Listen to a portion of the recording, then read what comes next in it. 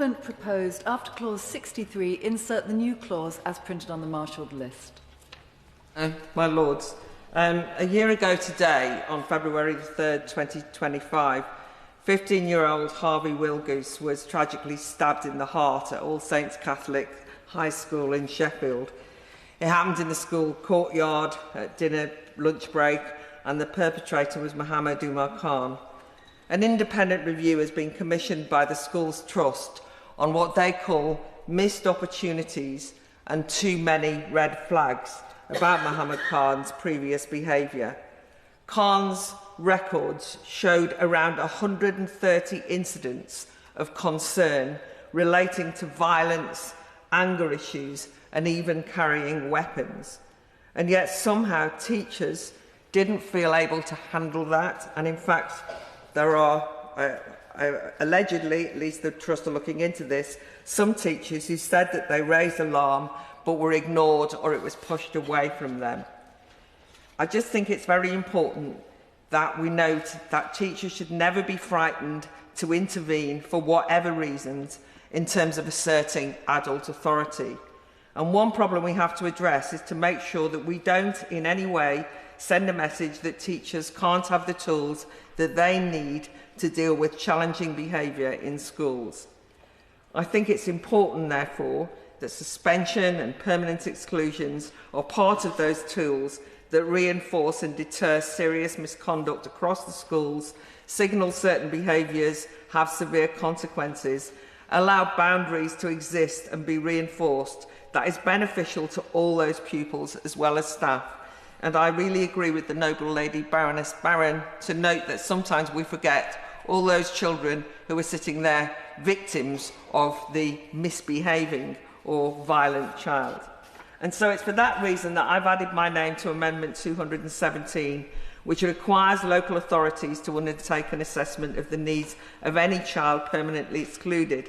Now, this is actually quite important because one of the reasons why I'm sure many teachers or head teachers are nervous about permanent exclusion is because they do not want that to be the end of the educational road for that child, that they will not disappear. And it's very important that we don't allow that to happen. But I also think that Amendment 218, that probes the government's willingness to introduce a presumption against the reinstatement of a child excluded for very serious matters, possession of a knife or other weapons, sexual assault, assault against a teacher, is key in terms of backing up teachers' ability to be authoritative, but also for teachers to be able to feel safe themselves when teaching. So pupils need to be relocated to an environment more suitable to that challenging behaviour, and then they should be followed up, because as I say, we don't want an argument to be used that the permanently excluded, difficult, challenging children will end up in the wilderness with no possible options. So I think these amendments covered that really well, and Amendment 217 would aim to prevent that bleak outcome. Just on Amendment 219, pupils excluded on 2 occasions mean that schools are not automatically assumed to have to take them back. I think that's an important thing, and I will be interested to hear what the noble lady, the Minister, thinks about this, because I do think that it could prevent heightened risk to other staff or students. But I also think we shouldn't presume that it's okay to just simply move the problem to another mainstream school. It just feels lazy, like moving the deck chairs. More pupils are then put at risk in another school, but the problem is never tackled. So they might need to actually be relocated to a more suitable environment. Just to say that at one point I taught for several years pupils who had in a further education setting, but pupils from the age of 14 upwards who'd been excluded from schools in the local area.